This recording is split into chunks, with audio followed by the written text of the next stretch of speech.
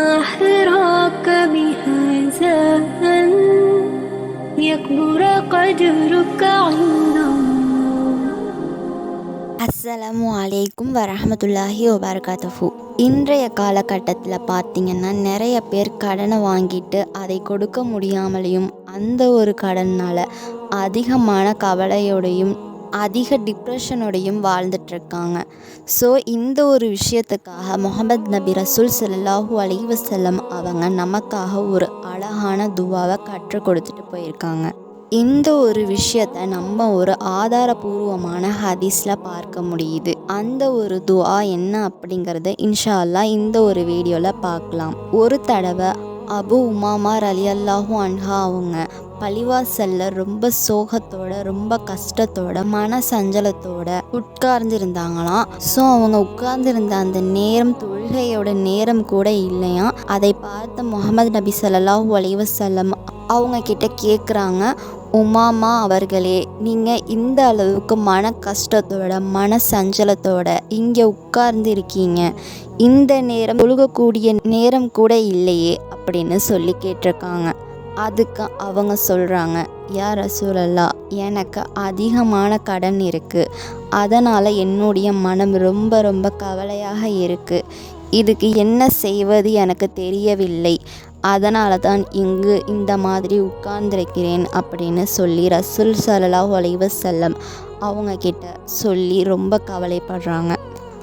அதுக்கு முஹம்மது நபி ரசூல் ஸல்லல்லாஹு அலைஹி வஸல்லம் அவங்க ஒரு துஆவை நான் உங்களுக்கு சொல்லி கொடுக்குறேன், அதை தினமும் நீங்கள் காலையிலையும் மாலையிலையும் ஓதிவாங்க, நிச்சயமாக அல்லாஹ் உங்களுடைய பிரச்சனைகளை சரி செய்வான் அப்படின்னு சொல்லி முஹம்மது நபி ஸல்லல்லாஹு அலைஹி வஸல்லம் அவங்க அந்த ஒரு துஆவை அபு உமாமா ரலியல்லாஹு அன்ஹா அவர்களுக்கு கற்றுக் கொடுத்துருக்காங்க.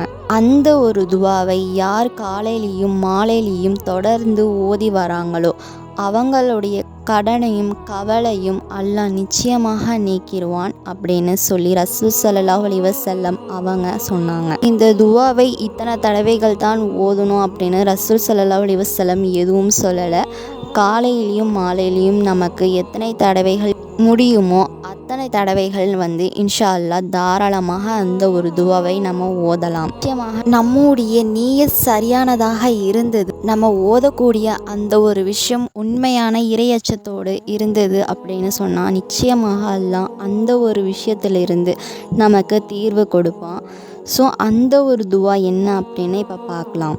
اللهم إني أعوذ بك من الهم والحزن وأعوذ بك من العجز والكسل وأعوذ بك من الجبن والبخل وأعوذ بك من غلبة الدين وقهر الرجال.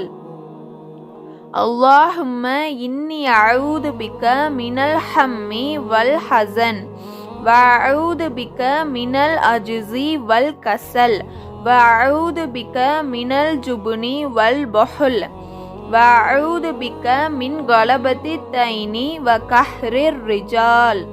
துஆவுடைய பொருள் என்னன்னா, இறைவா, துக்கம், கவலை, பலவீனம், சோம்பல், கஞ்சத்தனம், கோழைத்தனம், கடன் சுமை, மற்றவர்களின் அடக்குமுறை ஆகிய அனைத்தை விட்டும் முன்னிடம் பாதுகாவல் தேடுகிறேன் அப்படிங்கிறது தான்.